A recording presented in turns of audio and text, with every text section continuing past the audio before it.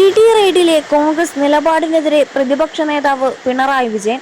BJP. ഇതര പാർട്ടികൾക്കെതിരെ കേന്ദ്രം പ്രയോഗിക്കുന്ന ആയുധമാണ് ഇഡി. സങ്കുചിതമായ നിലപാടാണ് കോൺഗ്രസ് നേതൃത്വം സ്വീകരിക്കുന്നതെന്നും പിണറായി വിജയൻ പറഞ്ഞു. മുഖ്യമന്ത്രി പ്രതികരിക്കാത്തത് അദ്ദേഹത്തോട് ചോദിക്കണമെന്നും പിണറായി വിജയൻ പറഞ്ഞു. നമ്മുടെ രാജ്യത്തെ ബി.ജെ.പി. ഇതര പാർട്ടികൾക്ക് നേരെ കഠിനമായ നീക്കങ്ങളാണ് എല്ലാ കാലത്തും ബി.ജെ.പി. അധികാരത്തിൽ വന്നതിന് ശേഷം നടത്തിക്കൊണ്ടിരിക്കുന്നത്.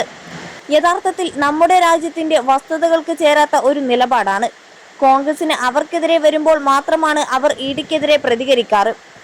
എം.കെ. സ്റ്റാലിൻ, അരവിന്ദ് കെജ്രിവാൾ എന്നിവർ ആ നടപടിക്കെതിരെ രംഗത്ത് വന്നിരുന്നു.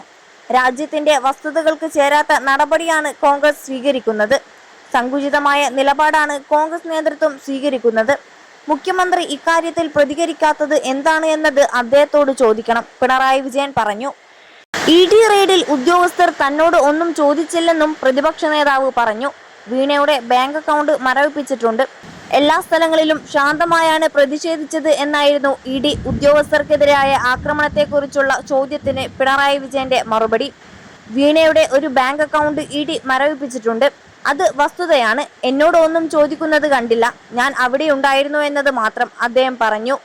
21 ലക്ഷത്തോളം സന്തുഷ്ടരായ ഉപഭോക്താക്കളും 2 ലക്ഷത്തോളം തിമിര ശസ്ത്രക്രിയകളും പൂർത്തിയാക്കിയ മലബാറിലെ ഏക കണ്ണാശുപത്രി Al Salama high hospital, hospital road, Perinthalmanna. അതോടൊപ്പം എന്തുകൊണ്ടാണ് കന്റോൺമെന്റ് ഹൗസിലേക്ക് താമസം മാറാത്തതെന്ന ചോദ്യത്തിന് മറുപടി നൽകി പ്രതിപക്ഷ നേതാവ് പിണറായി വിജയൻ. ആദ്യം അവിടെയുള്ളയാൾ മാറട്ടെ, എന്നാലല്ലേ അവിടേക്ക് തനിക്ക് മാറാനാകൂവെന്ന് പിണറായി പറഞ്ഞു. മാറാനുള്ള നടപടികൾ അദ്ദേഹം സ്വീകരിക്കുന്നുണ്ടെന്നും അതിനുശേഷം അല്ലറച്ചില്ലറ അറ്റകുറ്റപ്പണികൾ ഉണ്ടെങ്കിൽ അതുകൂടി പൂർത്തിയാക്കിയ ശേഷമായിരിക്കും താൻ അങ്ങോട്ട് മാറുകയെന്നും പിണറായി പറഞ്ഞു. ക്ലിഫ് ഹൗസിലെ അറ്റകുറ്റപ്പണി പൂർത്തിയാകാത്തതിനാലാണ് മുഖ്യമന്ത്രി വി.ടി. സതീശൻ താമസം മാറാത്തത്.